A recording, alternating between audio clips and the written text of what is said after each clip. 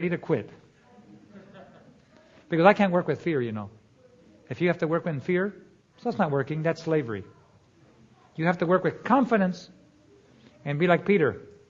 Count it a privilege to suffer for the Lord. Well, that's a gift, In South Africa, during apartheid, this little black lady lived with her husband and her son out on the outskirts of Johannesburg. One day, 2 white policemen came, and they drug away her husband to prison. A couple days later, they came, they beat up her son, and before they left, they shot him dead. Right there in front of her. You can imagine her heart, the trauma of having her husband taken away, and then her son beaten and killed. About a month later, they brought her husband back. He was in very bad condition. He hadn't been treated well. Right in front of her there, they beat him up, they piled branches on top of him, poured gasoline on him, and burned him to death. I can't even imagine the horror of such a thing. Well, eventually apartheid stopped, and the government started applying justice.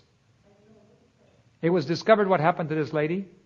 These 2 white policemen were taken in, arrested, and charged with manslaughter. They were found guilty. And in front of the court, the judge asked the lady to come forward and said, "The 2 policemen have been found guilty for the murder of your son and your husband. I am going to allow you to decide what happens to them. Ma'am, what would you like the sentence to be for these 2 policemen?" She was a Christian lady,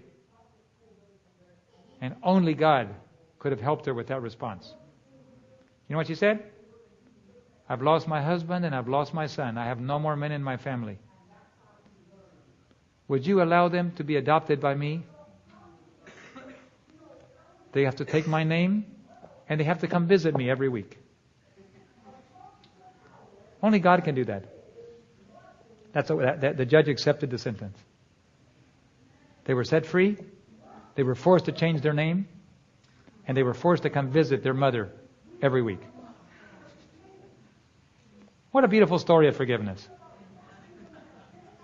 I could never imagine such a trauma, and I can't even imagine such love, to be honest. I've never seen it. I don't have it, but I want it. Don't you want it? God is looking for a church that reflects that love, and that's why when Laodicea dies, I am convinced it's going to go back and become Philadelphia. And look at the beautiful thing of Philadelphia. A very beautiful church, and that is the faithful church. Verse 7, chapter 3, verse 7 of Revelation. "And to the angel of the church of Philadelphia, brotherly love, write these things. These things says he who is holy, who is true." God is a God of holiness and truth. And He says, "I have the key of David." I love it when it says that. My name is David.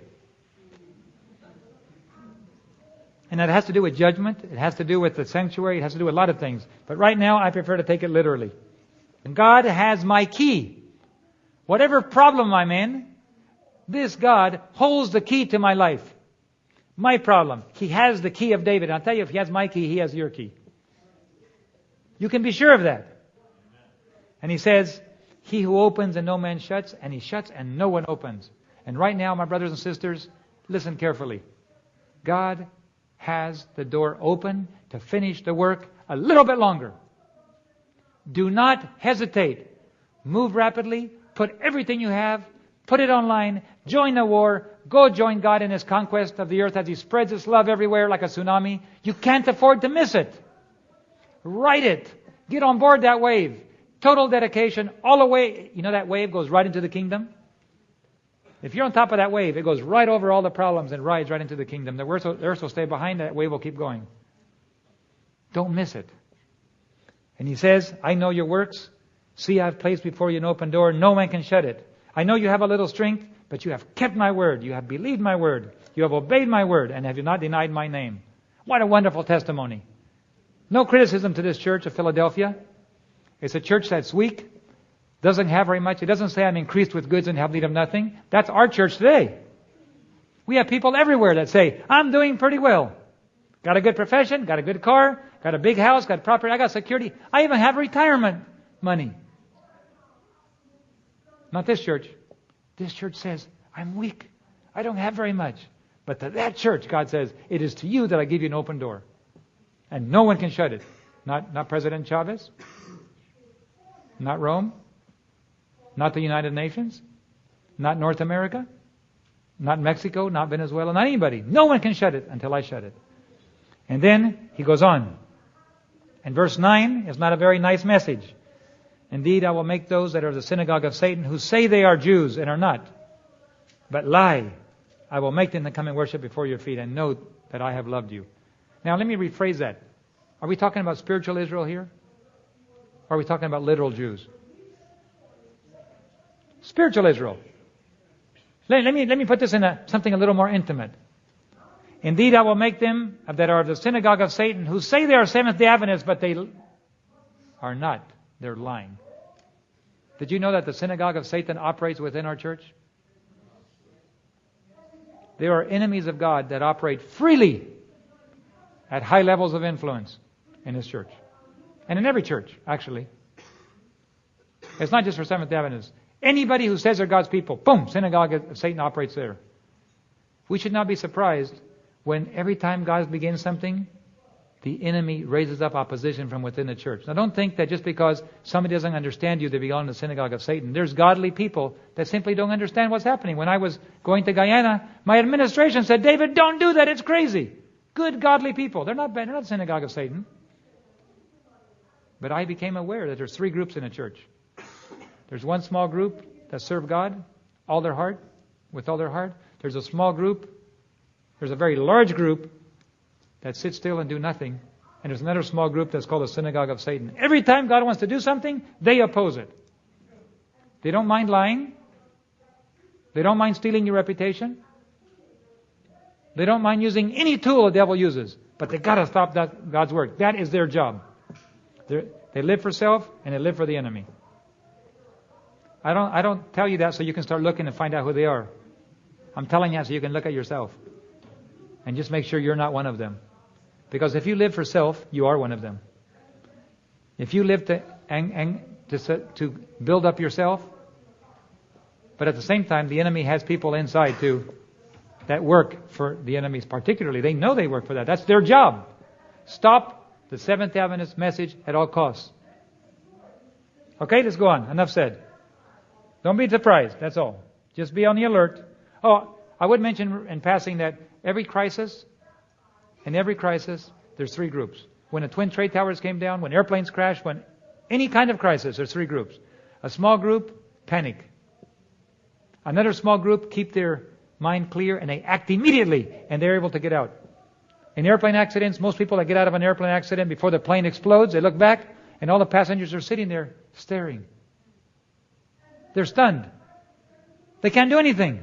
They can't take off their seatbelt and walk out the door. The vast majority of people in every emergency never do anything but sit there and stay till they die. Only a small group keep their head and are able to exit. And another group panic. They don't know what to do. In the Adventist church, there's three groups. Remember that. There's a small group that lives, dreams, breathes, mission to God and loyalty to God. The vast majority are sitting there staring into space. And a small group works for the enemy. Just remember that. Okay, let's go on. And then we have this, because you have kept my commandment to persevere, I will keep you from the hour of trial which is coming upon the whole earth to test them that dwell on the earth. How many people will be tested? Everybody. Everybody will be tested. But God says, if you keep my commandment to persevere and you have faith in me and you follow me, I will keep you from that. It will go right over you. Once you trust in God, that's why we don't ask. That's why in our ministry